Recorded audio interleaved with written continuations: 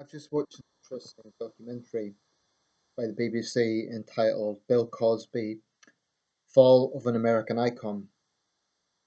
It was a documentary broadcast this year. I've just watched it on YouTube.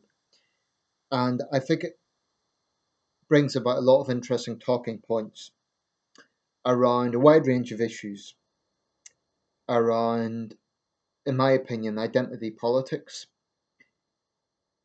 sexual harassment or by powerful men, and all the issues around the Me Too movement. And the personality cults that you sometimes get around celebrity. I think this case highlights a lot of these questions and provides a focal point for looking at them in a bit more depth. So the documentary basically went through interviews and went through basically how Cosby went from being America's dad, basically, to being a personification of the abuse of power that has really been shown by the Me Too movement. I would say after Harvey Weinstein himself, Bill Cosby is the next most prominent person to be, and actually I'd say he was more famous than Harvey Weinstein before all of this broke out last year. It's just that Weinstein has become like the the trigger point, I guess, whereas Bill Cosby, in a sense, is the highest profile person. I mean, it's no exaggeration to say Bill Cosby was one of the most famous Americans alive for decades. Certainly one of the biggest stars on television, and a man who was a pioneer. He was the first African American to be mainstream on television to reach out, and there's no doubt he made a lot of significant steps in that regard. But if anyone who looks at this documentary, and they were very professional about it, they were careful to say alleged allegations. Um, my gut feeling is that the sort of body language and mannerisms that Cosby has shown reek of arrogance. There was one point that was quite revealing where a journalist, I don't know exactly when it was, probably last year, quite recently, tried to bring this up, and Cosby basically semi threatened the guy. He said, "Well, this could be bad for your career if you pursue this." He wanted, even though he didn't admit anything in the interview, even though no particular questions had been asked, he actually wanted to edit it out of the interview. So the documentary went through. I'll put a link to it on under this video. The documentary went through women who have made these allegations, friends of Cosby and others, including people who said that they stuck by him until there was one guy. I believe he was one of the cast members of the Cosby Show. Said that he at first felt they were all liars, and then when he started seeing people that he respected coming forward, that's what changed it for him. Whoopi Goldberg initially said on The View it's innocent until proven guilty, but then she said in the court of public opinion, there seems to be the evidence seems to weigh against him. And it no longer becomes a case of he said versus she said. It becomes a case of he said versus she said versus she said versus she said versus she said. There's a lot of things that were interesting that came about in that documentary that I think are worth talking about, but I'm going to try and break this down into different segments because there's a number of things I want to talk about, so bear with me. Number one is personality cults and the idolization of celebrity. Bill Cosby is a very good example of this. Cosby was a widely admired figure. You know, he was seen as an upstanding, well spoken, smart, professional family man. And for decades, his whole thing was about trying to uplift the image of the African American man, you know, away from the stereotype of basically, to put it bluntly, thugs, gang members, slackers, you name it. And he got a lot of credit from both the black and white community for doing that. Um, I don't think anyone could dispute that. But even going back to the 60s, apparently Cosby had a reputation as being a womanizer. Now, there's a fine line between liking women and crossing that boundary into abusing women. And by all accounts, Cosby definitely crossed the boundary. One thing that came up, and this always comes up when prominent men are face accusations like this. The question is always, why did the women not come forward at the time? Now, on the surface, that would seem like a fair question. Well, why didn't they? Why did they wait 20 years? Why did they wait 30 years? In fact, because of the American statute of limitations, Cosby has been charged, as I understand, with three cases of indecent assault. The others apparently go too far back to be prosecuted. I don't know all the legal ins and outs of that, but as I understand it, that's the situation.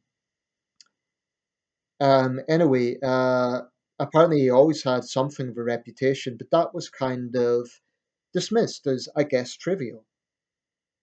But this thing about, well, why did they not come forward? I think what people need to understand, and in one sense, it's a legitimate question. Sometimes I do wonder, well, why didn't you report that? But then you have to consider the backlash that women would face in these situations. If you go against someone like Bill Cosby at the height of his popularity, especially if you're white, well, actually, it's a problem for white women and black women in different ways. Black women would be accused of betraying, a brother, a black man. They would be seen as almost traitors to the black community. And white women would be accused of being racist. And that's particularly the case in the Bill Cosby situation. With other prominent men, it's more to do with the fact that, well, with the Cosby situation, you have that on top of the fact he's an admired celebrity anyway. I mean, if it could be those accusations against any, in the context of any black celebrity, if a white woman is accusing him of that, but particularly someone like Bill Cosby. Now, when you have that sort of personality cult, and that's really the only way to describe it, when people get so starstruck, so into this notion that a celebrity cannot do wrong because they have a very positive public image, then to me, it's a real trap. I've never liked it. I've never had respect for that mentality that, oh, he can do no wrong, she can do no wrong. And there's many examples of famous people who are generally widely admired. Off the top of my head, Gandhi, Mandela, Aung San Suu Kyi, her reputation's really went downhill in recent years.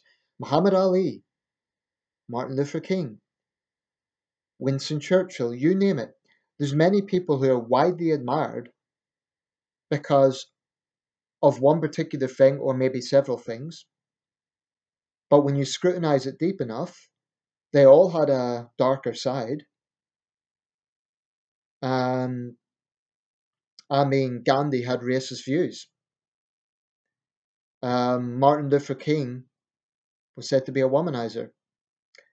Aung San Suu Kyi, well, that's kind of obvious. Muhammad Ali, I feel he is one of the most adulated among celebrities, and I feel that I hope one day people can be more candid about Ali without facing kind of charges of blasphemy. I believe Muhammad Ali has very many questionable sides. I think the man was a complete hypocrite in many ways. Great boxer, but he had some very dubious sides. Anyway, the point I'm making is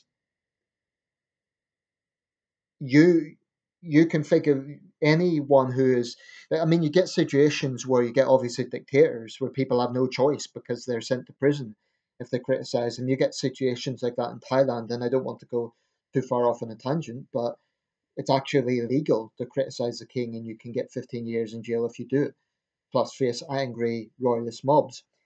So you get different types of personality cults. You get it in the context of dictators and world leaders, but you also get it with celebrities, and that is more that's not enshrined in law. That's more about a mindset. And Cosby's a good example of that. People had this mentality: how can you question Bill Cosby? He's a great guy. So one thing that's come out of this is the power of celebrity, and the power of that sort of idolatry. Um, when the Michael Jackson allegations were going on, there was something of that atmosphere as well. Like, Michael Jackson can't possibly have done this because he's the king of pop. Again, he's above criticism. And super fans get so hyped up and so. I once saw a segment with a writer who'd written about John Lennon. Now, to be fair, his book did have many flaws, but he appeared on this show in Liverpool, and the John Lennon fans were crazy. They just, shouted him down every time he tried to speak. They just wouldn't hear it. And it's something I have a real problem with when people say things like, this celebrity is loved by millions, who are you? But that's really missing the point. The point is this mentality that anybody, any human being, is above scrutiny. And what the Cosby case is showing is that, well,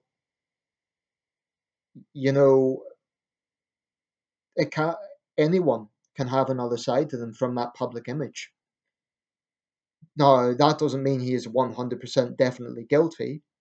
He maintains his innocence, and these are still technically allegations. But to me, some of his body language is, my gut feeling is he's guilty. That's my gut feeling.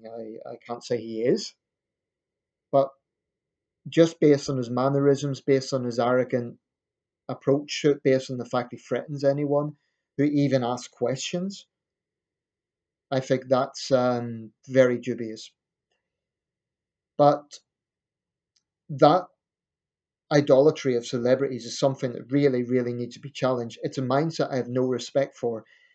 And I'm not ignorant of the fact that there is something in admiration. There's people I respect, I admire. I look up to in the sense that they are inspiring people.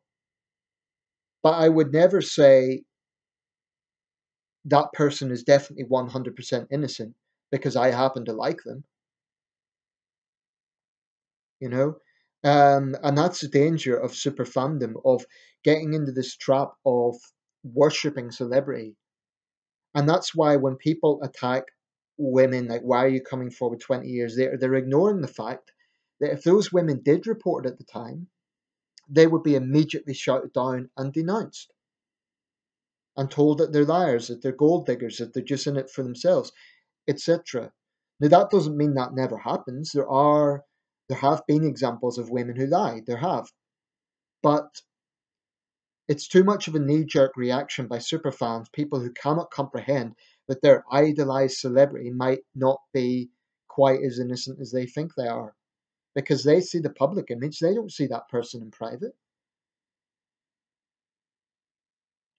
Um, so that's an important aspect.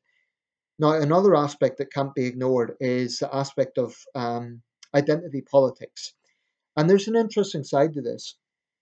I believe, had this not been coming in the wider context of the Me Too campaign, then the racial aspect would be a lot more pronounced. But there are other reasons why that hasn't been as much of a factor as it might have been. I mean, look at the way the O.J. Simpson case was racialized intensely in the mid 90s. I think that is something that we don't see so much in the Bill Cosby case. Now, one reason for this apparently is that a few years ago, I don't recall the exact year, a black comedian by the name of Hannibal Buress, made a joke about these rape allegations.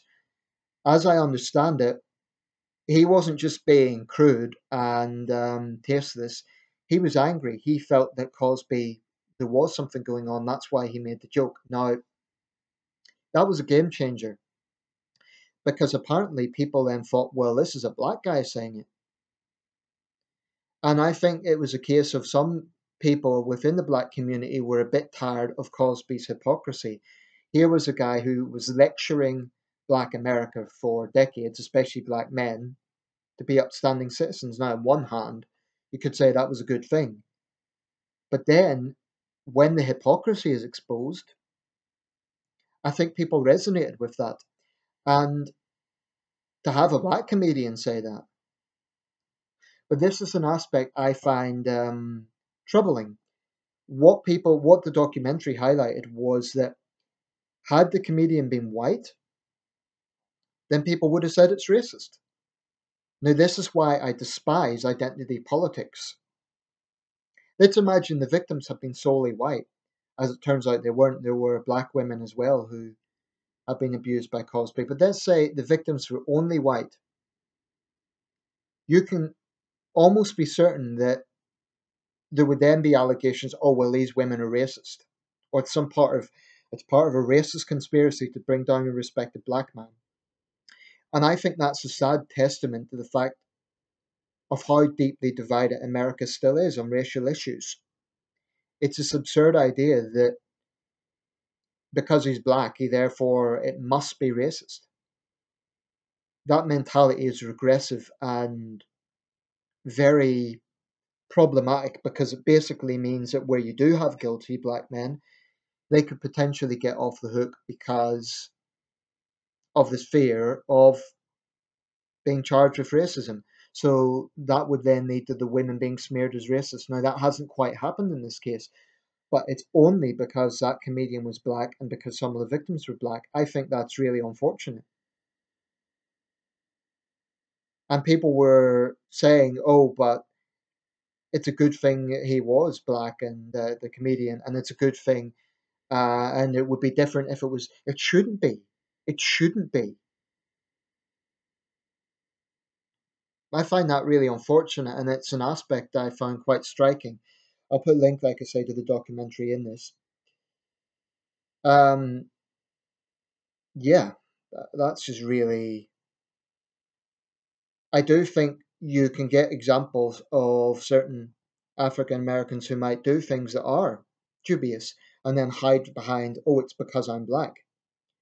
That narrative gets quite tiresome. Now, I'm fully aware that historically there has been deep injustice towards African Americans in the legal system. I mean, in the Jim Crow era, obviously it was a case of a mere accusation alone was enough to get a black man put on death row or lynched. So I totally understand the dynamic of that. I totally understand the historic context. But today, I think that can't be used as an excuse. I'm not saying the situation's perfect, far from it, but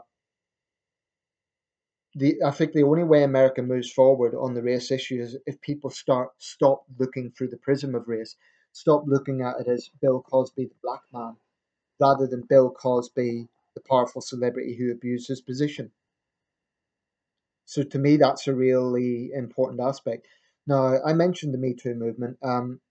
There's aspects about Me Too I don't like. I do feel that on some level, the movement has resembled something of a witch hunt in the sense that you now get men are being accused of things and they're being dropped from productions, seemingly with very little evidence. And I don't think an accusation on its own is enough to punish someone. Now, in the case of Bill Cosby, apparently the judge waived his right to privacy on the grounds that he had lectured Black America for decades, and that seems fair enough. But one thing about Me Too, I mean, in this case, it's been good and bad. Good in the sense that had it not been for that wider context, like I say, this may have become a race issue, and it didn't. The Me Too context kind of made people think, well, okay, maybe there is something in this because this movement is going on. It's saying there is a problem in the film industry, in the TV industry, of powerful men abusing their position. On the other hand, my issue with Me Too is it does kind of advocate that accusations alone mean guilt. And I don't like the idea that men are being accused and that's it. That means they're guilty. I think that's wrong. I think you need to look at each case on its own merit. I think in Bill Cosby's case, the arrogant sort of attitude he's shown and the fact there's so many accusations makes you wonder.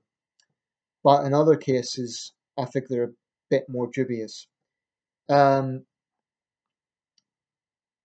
that's an aspect of Me Too I don't like. I think it has the potential of becoming a witch hunt.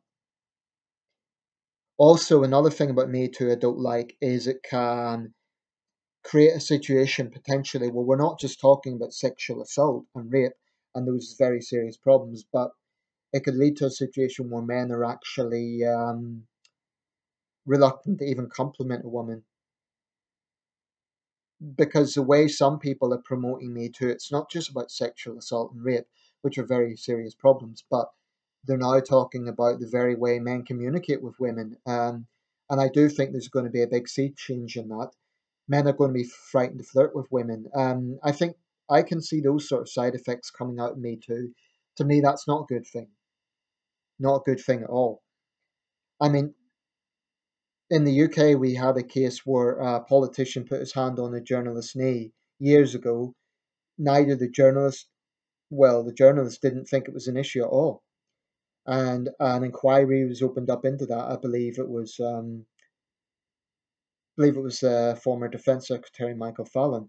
But when you hear of issues like that, my issue with it is it's them being put on the same tandem as serious sexual assault. Hugging a woman, complimenting a woman, provided that she's comfortable in the context, is not sexual assault. It's not sexual harassment. And the problem I find with Me Too is it's kind of having this mentality of one size fits all. That's potentially very dangerous because it will lead to a situation where men are accused of harassment. Like he will approach a woman, she refuses him, and that's it.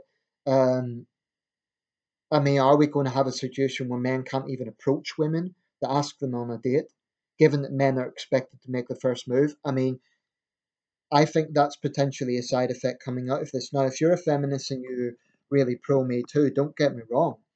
I'm not saying there isn't legitimate concerns, and I can understand why Me Too began precisely because of people like Cosby and the mentality around that.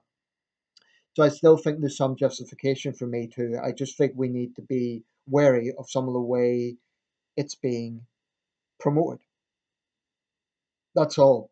I mean, it's a situation where even saying that, some people would accuse me of justifying assault. Not at all. Male actors have been accused of trying to trivialize it simply because they say it's not every man in Hollywood. Now, what's wrong with that? What's wrong with pointing out the fact? It isn't every man in Hollywood. So I do think there's some hardline feminists who don't really care about how this is being done. And I have a problem with that because it can potentially destroy due process. On the other hand, we have to get rid of the idea that just because someone's a celebrity, they're therefore above scrutiny. So there's a lot of things to look at with this: the power of celebrity, identity politics, the role of race, the role of Me Too. I want to see a situation where the innocent get justice, where powerful men or women are not above scrutiny just because of who they are, where they can't arrogantly threaten journalists, where they can't, use their celebrity to hide behind that. We learned from that, or we should have learned from that in the UK with the Jimmy Savile case. Celebrity cannot be used as something to hide behind. On the other hand, celebrity can also be, it can almost be a handicap if you are accused of something because then you're in the public domain and it becomes like a wildfire. And they would get attention that a Joe Average wouldn't. And critics of a particular celebrity might then use it as an excuse to, if you get, for example, a particular celebrity that isn't liked by a certain segment of the population for whatever reason, maybe their politics, that can therefore potentially be used against them. And that can also be a problem. So there has to be due process, whether it be Bill Cosby or anyone else. But victims should not be smeared, i.e., people who are making accusations should not be smeared as false accusers or liars until until a verdict has been reached. If it does later transpire that they have lied, then fine, they should face consequences for that. But People need to understand why women wait so long. In the Cosby case, my gut feeling is he's a very arrogant man who used that image, used that celebrity to feel that he could do what he wanted. That's my gut feeling based on the interviews he's given, based on his attitude. You know, a man who's innocent would be holding up his hands and saying that as loud as he can, or at least he wouldn't be threatening journalists. He would be trying to get them on his side and saying, "Look, I want a fair hearing. I'm innocent." But Bill Cosby's attitude has been, "This could be bad for your career." Now, what sort of message does that send out? I'll leave it there. I know this is quite a long video, but I think there's a lot of things to think about. I'll put a link to that documentary. I recommend you watch the whole thing. It's about 50 minutes. Well, actually, it's about an hour, but it's really worth watching because there's a lot of angles of that that are thought provoking. The idea, particularly, that this is only the black community is only criticizing Cosby now because a black comedian came forward. Frankly, that maybe shows some racist attitudes within the black community towards white victims. Maybe that's something that needs to be discussed. So there's a lot of angles to look at. Let me know your thoughts.